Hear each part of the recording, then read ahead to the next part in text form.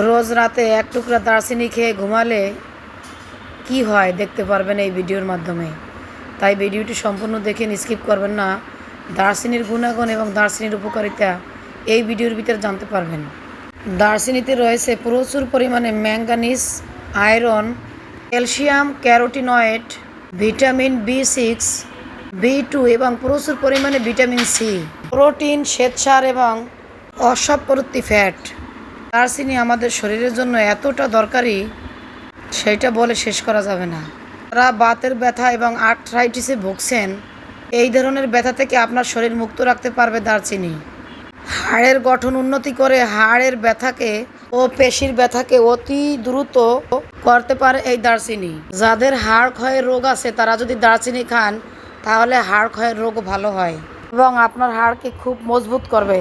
এছাড়াও gas, acidity, বদহজম, ঢেকুর বা ডায়রিয়া বা কোষ্ঠকাঠিন্যের সমস্যা যাদের আছে তারাও এই সমস্যা থেকে একবারে মুক্তি পাবেন এক টুকরা দারচিনি খাওয়ার জন্য। এছাড়াও যেহেতু দারচিনি আপনার ইনসুলিনের ক্ষরণ বাড়িয়ে দেয়, তাই এই দারচিনি খেলে ডায়াবেটিস নিয়ন্ত্রণে আসে। আপনারা জানেন কি, শুধুমাত্র দারচিনি খেলে স্মৃতিশক্তি বৃদ্ধি পায়।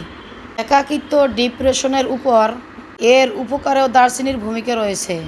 মন খারাপ হলেও এই দারচিনি খেলে আপনি কিছুটা হলেও ডিপ্রেশন বা একাকিত্ব এগুলোতে অনেক উপকার পাবেন। তাই ডাক্তাররা দারচিনিকে মস্তিষ্কের টনিক বলেন। দাঁতে প্রচণ্ড ব্যথা হলে ঝটপট এক টুকরা দারচিনি পিষে দাঁতের গোড়ায় লাগালে দাঁত ব্যথা কমে যাবে। এবং এক টুকরা দারচিনি দাঁতের গোড়ায় নিয়ে চিবিয়ে খাওয়ার চেষ্টা করুন, দাঁত ব্যথা ভালো হয়ে যাবে। এছাড়াও বাজারে দারচিনির তেল কিনতে পাওয়া যায়।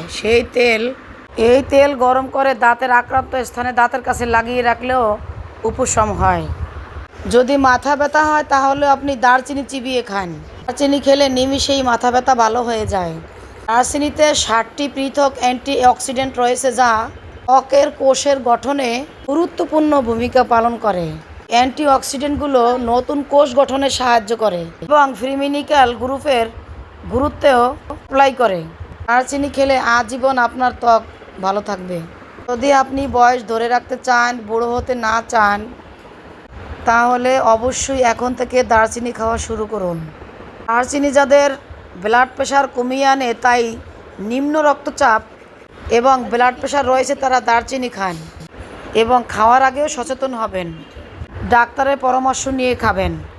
যদি দারচিনি খাওয়ার পরে যদি আপনার মাথা ব্যথানো এবং দুর্বল লাগে তাহলে আপনি ডাক্তারের পরামর্শ নিন এবং আপনি দারচিনি খাওয়া বন্ধ করুন। এবং যারা গর্ভবতী আছেন তারা সন্তান প্রসবের আগে দারচিনি খাওয়া যাবে না। এবার আসুন দারচিনি কিভাবে খেতে হবে। মশলা হিসাবে এবং রান্নার স্বাদ বাড়াতে যদি দারচিনি খান তাহলে আপনি কোনোই উপকার পাবেন না। কিভাবে খাবেন সেটি বলে দিচ্ছি।